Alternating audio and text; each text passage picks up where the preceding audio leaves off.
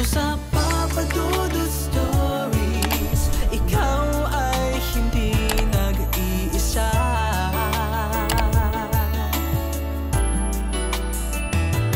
Dito sa Papa Dudut Stories, may nagmamahal sa'yo. Papa Dudut Stories, Papa Dudut Stories. Dear Papa Dudut, sa lahat po ng mga nakatutok ngayon, huwag pong kalimutan mag-like, mag-share at mag-subscribe. Maraming salamat po sa inyong lahat.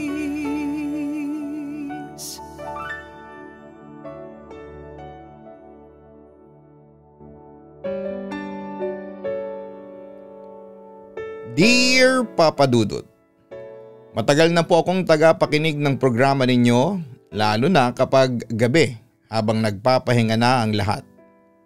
Tahimik ang paligid, saka ako nakikinig. Parang mas malalim ang dating ng bawat kwento kapag ganon. Doon ko unang naramdaman na hindi lang pala ako ang nakakaranas ng mga bagay na minsan ay hindi mo masabi kung totoo o guni-guni lamang. Itago nyo na lamang po ako sa pangalang Jeric. Nang una sa radyo ko kayo napapakinggan, pero netong mga nakaraang taon ay sa YouTube na madalas. Narecommend lang sa akin ang isang video ninyo habang nag-search ako tungkol sa mga kakaibang panaginip. Ayun, simula noon ay gabi-gabi na akong nakikinig sa inyo. Nakagagaan ng pakiramdam ang makinig ng mga drama at horror. Pag alam mong may mga taong palang willing makinig kahit gaano pa kakaiba ang kwento mo. Kaya eto po ako ngayon at sumulat. Papa Dudut, ang ikikwento ko sa inyo ay hindi ko malilimutan. Hanggang ngayon, hindi ko pa rin alam kung panaginip ba ito o may ibang nangyari talaga. Nagsimula ang lahat isang madaling araw. Nagising akong parang hinihila ng katawan ko. Hindi ko maigalaw ang mga kamay ko. Hindi rin ako makapagsalita. Pero alam kong gising ako. Naramdaman ko yung malamig na hangin. Pero yung paligid ay sobrang dilim. May kaunting liwanag lang galing sa malayo. Parang ilaw mula sa isang sirang poste. Tinignan ko ang paligid at doon ko nakita may mga kalansay ng sasakyan.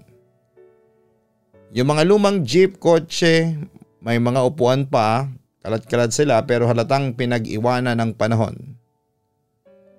Papa Dudut, hindi ko alam kung bakit pero nakatayo lang ako roon. Wala akong kontrol sa katawan ko. Para akong manika. Hindi ako makatakbo. Hindi ako makalakad pero gumagalaw ako paunti-unti. Papalapit ako sa isang bahay sa dulo ng lugar. May pamilyar sa bahay na yon. Mula sa hugis ng bubong, sa pader na may mga lumang marka hanggang sa pintuan at doon ko siya nakita. Yung tito ko si Tito Ben, matagal na siyang nawawala. Sabi ng pamilya namin ay lumayas daw siya noon at hindi na bumalik pa. Pero ako, ewan ko. Hindi ako naniwalang basta na lamang siyang nawala. Bata pa ako noon nang huli ko siyang nakita. Pero nandun siya. Nakatayo sa tapat ng bahay. Nakatingin sa akin, matagal at hindi siya gumagalaw. Walang emosyon sa muka at gusto kong sumigaw.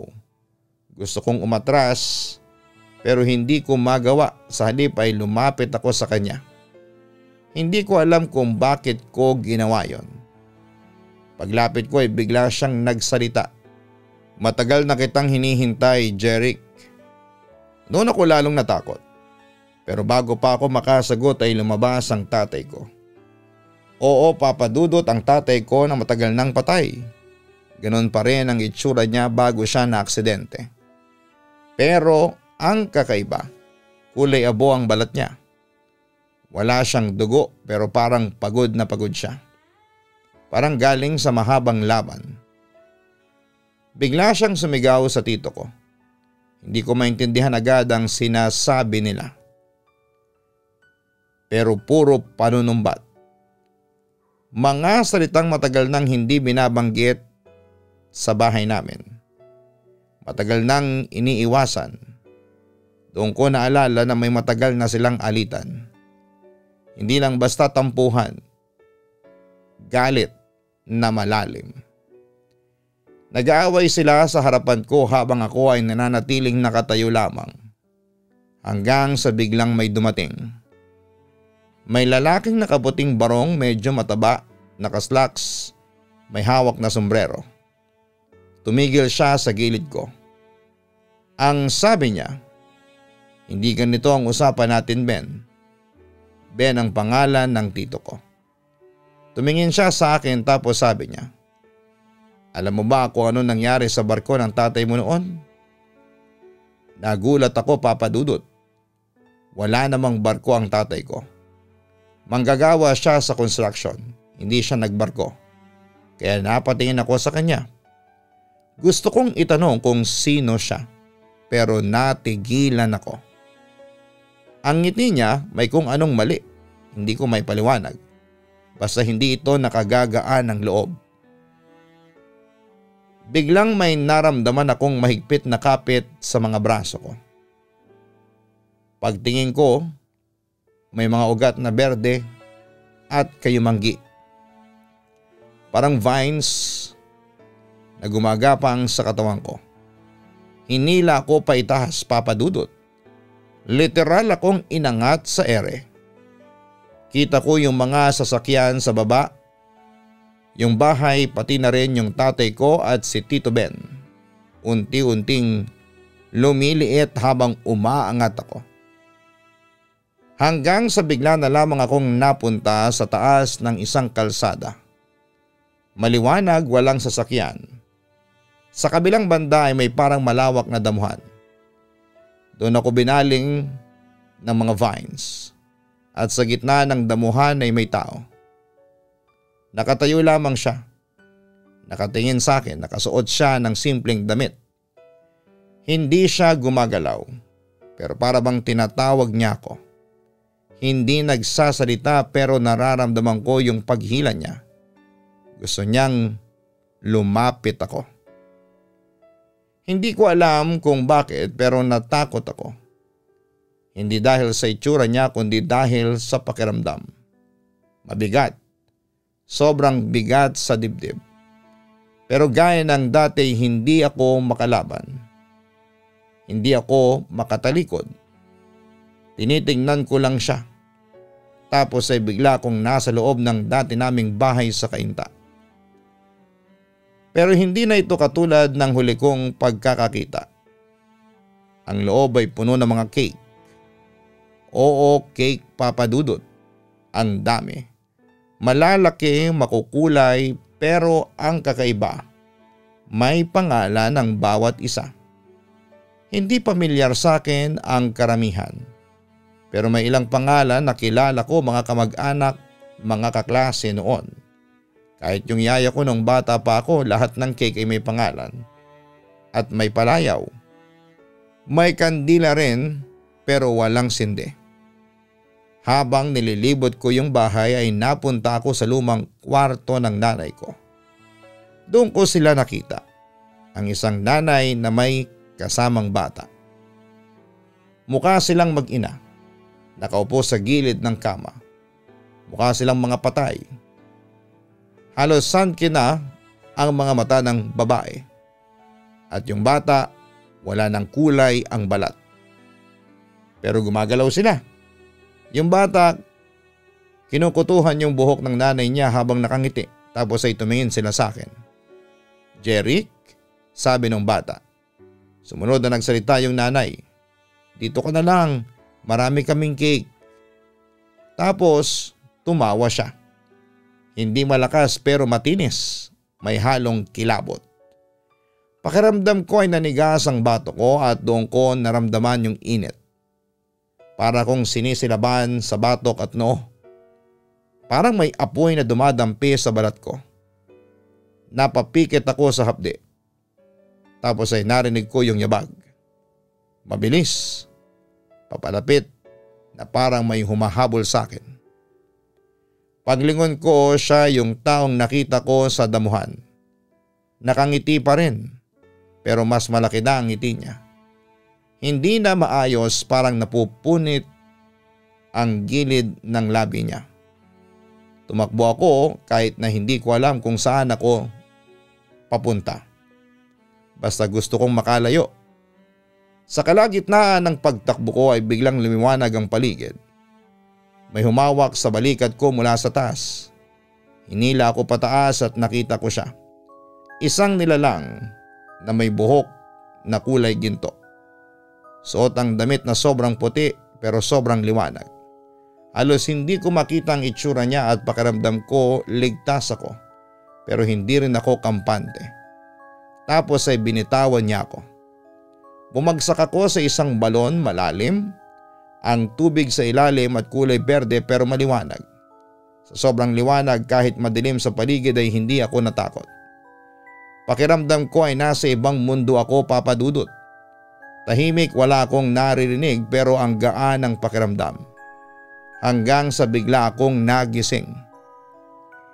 Nasa kama ako, pawis na pawis at nararamdaman ko yung matitigas na kamay sa braso ko. Mga kapitbahay, pamilya ko. May umiiyak, may hawak-hawak akong rosaryo. At sa paanan ng kama, may lalaking nakaputing barong dikon ng simbahan sa amin. Binibigkas niya ang isang dasal sa Latin. May hawak siyang holy water at krus. Sakto lang ang dating namin, sabi niya. Kung hindi baka tuluyan ang nawala ang kaluluwa mo. Hindi ako nakagalaw. Hindi ko na rin nagawang magtanong.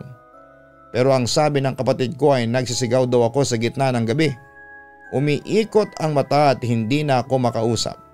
Para raw akong ibang tao. Tapos ay nahimatay. Tumakbo sila sa simbahan para humingi ng tulong. Simula noon, Papa Dudut, ay naging mas tahimik ako. Hindi ko alam kung sinapian ako o kung talagang dinala ako ng panaginip sa ibang lugar. Pero gabi-gabi bago matulog ay pinagdarasal ko na sana ay wag na akong bumalik doon. Doon sa lugar na madilim. Doon sa bahay na puno ng cake. At doon sa damuhan kung saan ay may nakatingin pa rin sa akin. Habang nagpapagaling ako ay mas naging introspective ako. Parang sa katahimikan ko lang talaga nararamdaman ang bigat ng mga bagay na matagal ko nang hindi hinaharap. Naisip ko ang hindi pagkakaayos noon ng tatay ko at ni Tito Ben. Matagal na silang hindi nagkibuan at kahit na noong nabubuhay pa si Papa, hindi talaga sila nagkakaayos. Lumaki akong tahimik ang mga kainan kapag parehong nandun ang dalawang yon. Lagi silang magkaibang mesa, magkaibang paksa, magkaibang tingin sa buhay. Nung una akala ko ay normal lamang yon, pero habang tumatanda ako, naramdaman ko yung epekto sa akin. Natutunan kong iwasan ang komprontasyon. Natutunan kong solohin ang sama ng loob. At ngayon habang nagpapagaling, para bang bumabalik lahat.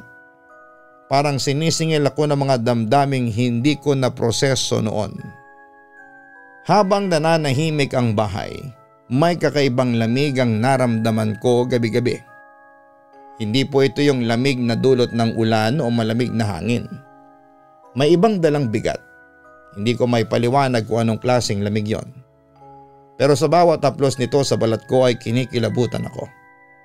Sa bawat hakbang ko sa loob ng bahay lalo na, tuwing madaling araw ay parang mas lumalalim ang katahimikan. Parang may ibang nagbabantay. Isang gabi malakas ang ulan at kulog sa labas. Yung tipong hindi ka makatulog kahit gusto mo nang matulog. Nakaupo ako sa sala, walang bukas na TV. Walang tunog kundi yung ulan at kulog. May biglang kumatok sa pinto. Mabagal. 3 katok lang. Tumayo ako at binuksan ko kaagad. Walang tao sa labas. Lumabas pa ako hanggang gate, sinipat ang kalsada pero walang kahit na anong anino. Pagbalik ko sa loob ay saka naman nagkakislapan ng mga ilaw. Paisa-isa. Mula sa kusina tapos sa hallway at sa sala kung saan ako nakatayo. Hindi ako nakagalaw. Pinagmasdan ko lang ang paligid. Umaasa na baka pumutok lang ang breaker. Pero ilang segundo lang, bumalik sa normal ang lahat. Taimtim ulit. Tahimik. Pero alam kong hindi ako nag-iisa. Minsan, lumingon ako sa likod bahay. Napansin ko yung bintanang malapit sa lababo. Binuksan ko ng bahagya ang kurtina. Doon ko sila nakita ang 2 batang lalaki. Magkasing tangkad, parehong nakasuot ng puting kamiseta at shorts. Basa ang buong katawan. Hindi sila gumagalaw. Pero nakangiti sila. Ang mga mata nila ay diretso ang tingin sa akin. Wala akong nakita kundi itim at walang kislap, walang damdamin pero nakangiti sila. Napalunok ako. Sinarado ko kaagad ang kurtina. Umatras ako at naupo at pilit kong sinarado ang utak ko sa kung ano ang nakita ko. Sinubukan kong matulog pero hindi ako mapakali. Gusto kong isipin na guni-guni lamang yon. Pero masyado itong malinaw para tawaging imahinasyon. Mula noon ay hindi na ako nakatulog ng maayos. Gabi-gabi ay may panaginip ako. Paulit-ulit, laging may babae sa tabi ng ilog. Nakaupo umiiyak at hindi ko makita ang mukha niya. Kasi nakatalikod siya. Pero rinig ko ang iyak. Mabagal, mabigat, walang hinto at sa likod niya. Palaging may matandang lalaki. Laging may dala siyang tungkod. Nagsalita siya. "Huwag kang lalapit." Paulit-ulit para silang sirang plaka sa panaginip ko. Minsan nagigising ako ng pawis na pawis.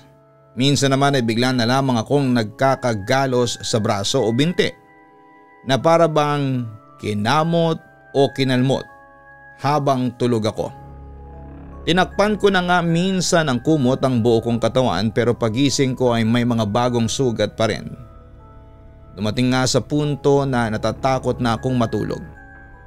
Isang madaling araw ay may kumatok sa bintana. Mabagal na katok pero medyo malakas. Pagdungaw ko ay halos hindi ako makapaniwala. Si Mang Celso, kaibigan yon ng tatay ko noon. Matanda na siya, matagal na naming hindi nakita. Malaki ang suot niyang jacket at basang-basa siya. Pinagbuksan ko siya ng gate, pinapasok sa loob. Humihingal siya at parang naglakad mula sa malayo. "Jeric," sabi niya, "kailangan kitang kausapin." Pinaupo ko siya. Tinanong ko kung ano ang kailangan niya. Doon na siya nagsimulang magkwento. Tungkol sa tatay ko kay Tito Ben at sa nangyaring awayan nila tungkol sa lupa. May kasunduan daw noon na hindi natupad. May mga salitang nabitawan at may panlalansi. Ang hindi alam ng karamihan, may huling gabi raw na nagkaharap ulit ang tatay at si Tito Ben. Pero hindi ito naging maayos. Sa huling pagkakataon ay may nasambit ang tatay ko na naging dahilan ng sumpa sa pamilya.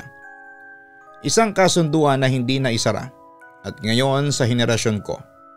Ako na raw ang kinakalabit ng kasaysayang hindi na resolba. Doon ko naisip na yon ang dahilan ng mga bangungot ko. Kinabukasan hinanap ko ang isang albularyo sa kabilang barangay, si Aling Dory. Matanda na siya, medyo mahina ang pandinig pero malinaw kung magsalita. Pag upo ko pa lamang sa harapan niya ay hindi pa ako nagsisimula ay tinapik niya ang sahig sa harapan ko at tumingin ng diretsyo sa mata ko.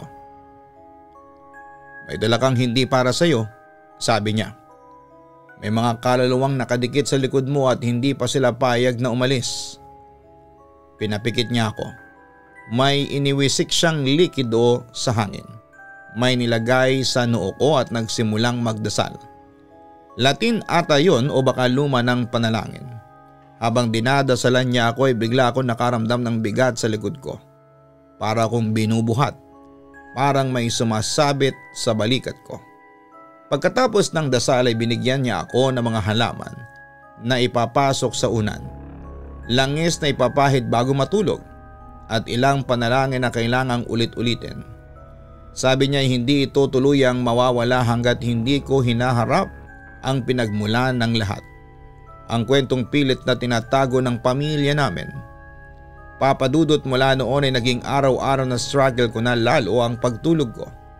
Hindi lang dahil sa paulit-ulit na bangungot kundi dahil na rin sa pakiramdam na kahit tulog ako, gising ang ibang bahagi ng katawan ko. Alerto, nagbabantay, natatakot. Minsan kahit pagod na pagod ako ay bigla na lamang akong magigising nang hindi alam kung bakit. Yung tipong parang may sumisigaw pero wala naman. O kaya naman, may humihila sa kumot ko kahit mag-isa lamang ako sa kwarto. Nung isang gabi habang nakahiga ako ay naramdaman ko na naman ang bigat. Hindi ito yung normal na antok na parang hinihila kapag tulog mo. Ito yung kabaligtaran. Pakiramdam ko ay may pumatong sa dibdib ko at hindi ako makagalaw. Nakadilat ako pero para akong nasa pagitan ng gising at tulog. At doon ko naramdaman na may pumasok sa katawan ko. Hindi ko maintindihan kung paano pero alam kong hindi ako yon. Parang may ibang naguutos sa isipan ko. Gusto ko sanang sigawan ang sarili ko, gusto kong gumalaw, gusto kong tumakbo pero nanatili akong nakahiga. Naninigas at nagmamasid hanggang sa bigla na lamang bumitaw. Para akong binagsakan ng mabigat tapos biglang gumaan. Nakagalaw ulit ako, nanginginig, nangingilid ng luha, napaupo na lamang ako sa kama at pinilit kalmahin ang sarili ko. Kinabukasan bigla akong binisita ni Tita Lydia, kapatid ni Papa na matagal ko nang hindi nakikita. Hindi ko alam kung paano niya nalaman kung nasaan ako pero ang sabi lamang niya, may napanaginipan ako. May kailangang ayusin dito sa bahay ninyo. Pinapasok ko siya. At sa una ay tahimik lamang kami. Tinignan niya ang buong bahay, yung mga sulok, yung ilalim ng altar, yung likod ng kurtina. Pagkatapos noon ay naupo siya at tinawag ako. "Jeric," sabi niya, "hindi aksidente na nandito ka ulit sa bahay na ito. May unfinished business ang pamilya natin at ikaw nang naiwan para harapin yon." Napatingin lamang ako sa kanya at halos hindi ko maintindihan ang ibig niyang sabihin.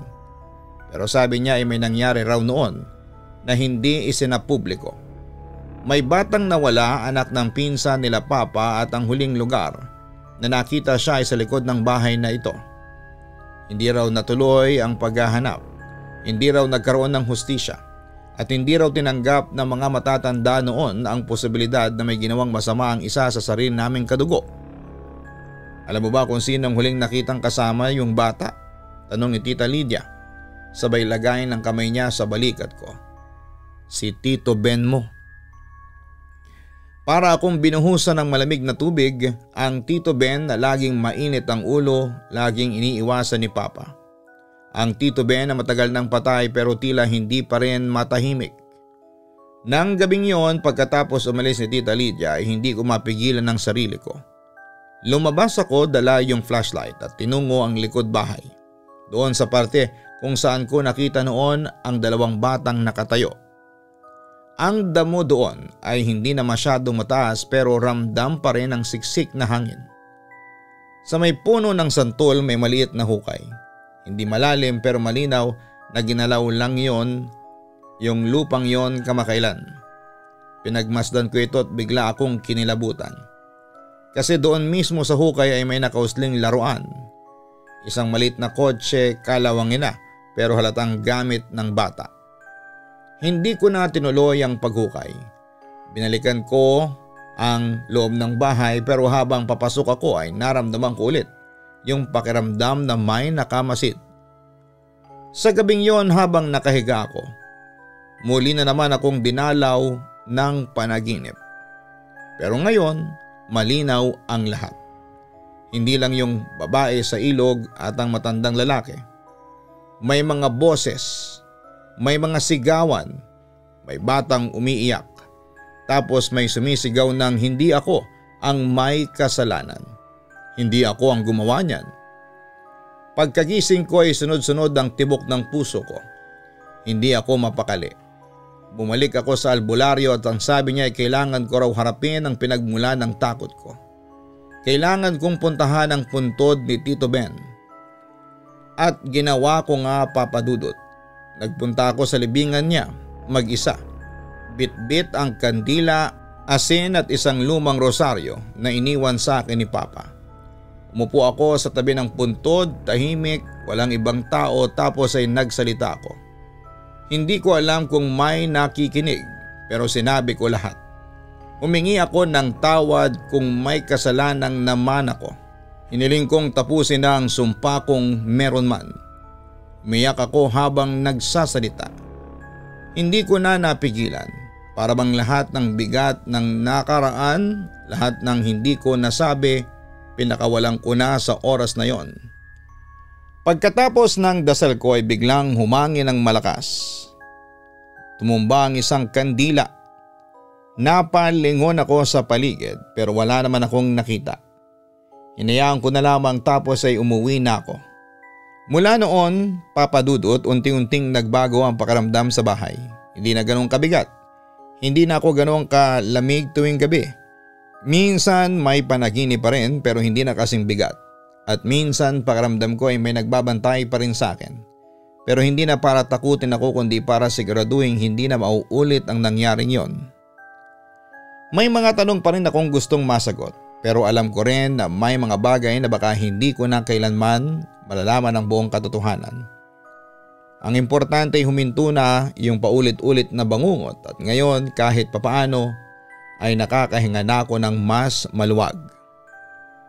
Akala ko tapos na. Akala ko yun ang huling gabi na makakaramdam ako ng kung anong mabigat. Pero may isang nangyari bago ko tuluyang iwan ang bahay. Isang madaling araw ay nagising ako dahil sa ingay sa labas. Akala ko ay ulan lang sa bubong pero hindi pala. Parang may naglalakad sa paligid ng bahay. Hindi mabigat ang yapak, hindi rin mabilis. Mabagal lang. Pabalik-balik. Kinuha ko ang flashlight ko at dahan-dahan akong lumapit sa bintana. Doon ko siya nakita. Isang batang lalaki.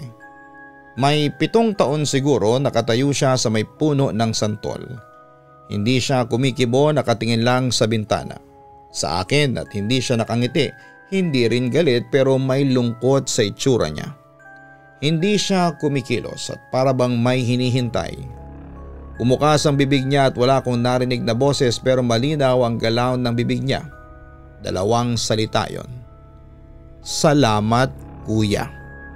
Nanlamig ako pero hindi ako tumakbo, hindi ako sumigaw, nakatitig lamang ako sa kanya. At unti-unti siyang naglaho, hindi yung tipong parang multo sa pelikula. Parang hangin lang na nawala din kasama sa hangin.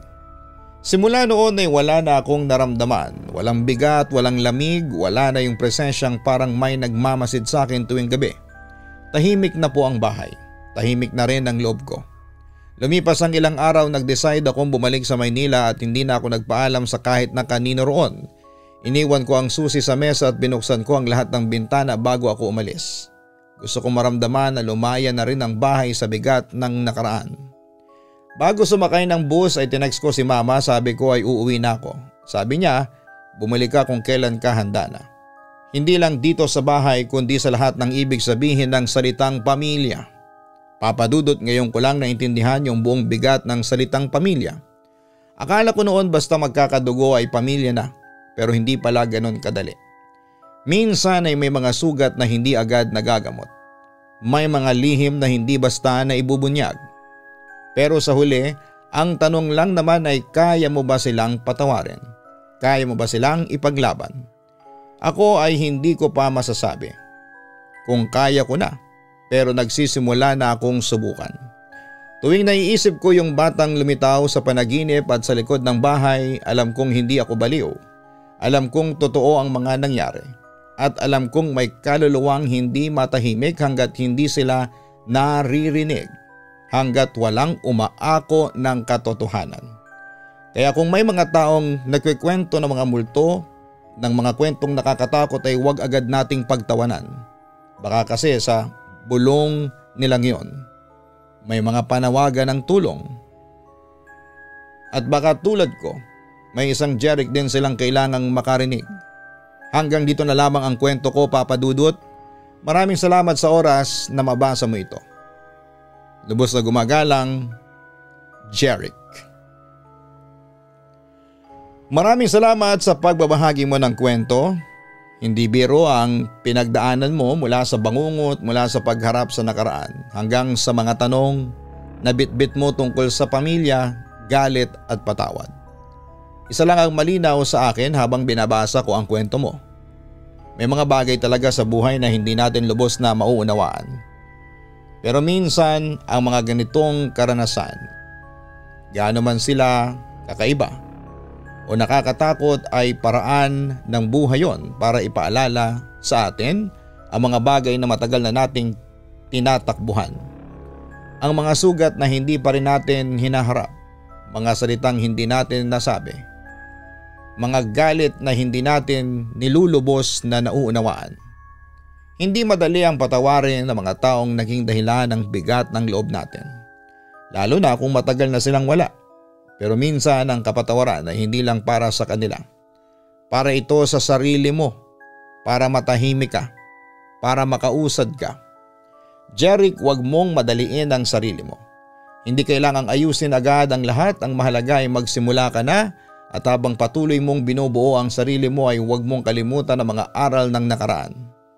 Hindi para paulit-ulit itong sariwain kundi para hindi na maulit ang parehong sakit. Kung sakaling bumalik man ang mga alaala o takot ay laging tandaan na hindi ka na nag-iisa.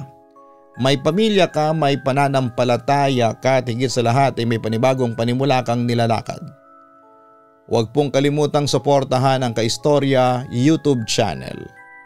Mamaya po, lipat po kayo sa Kaistorya para pakinggan ang ibang horror story natin. Narrated by Jason Steele, produced by Papa Dudut.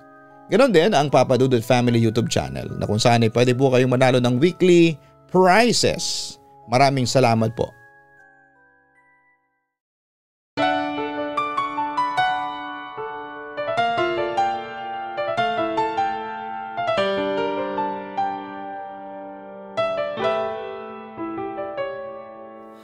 Ang buhay ay mahiwaga,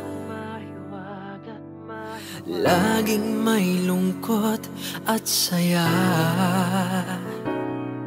Sa Papa Dudut Stories, laging may karamay ka.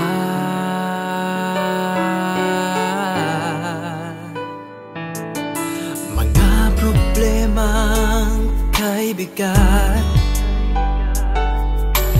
dito ay pakikinggan ka. Sa Papa Dudut Stories, kami ay iyong kasama.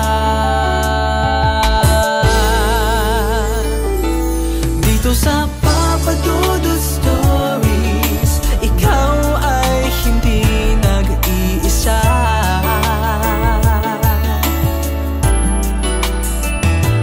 Dito sa Papa Dudut Stories, may nagmamahal sa'yo.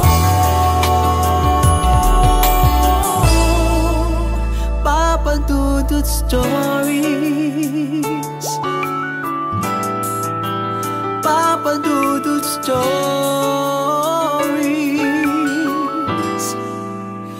Papa Dudut Stories.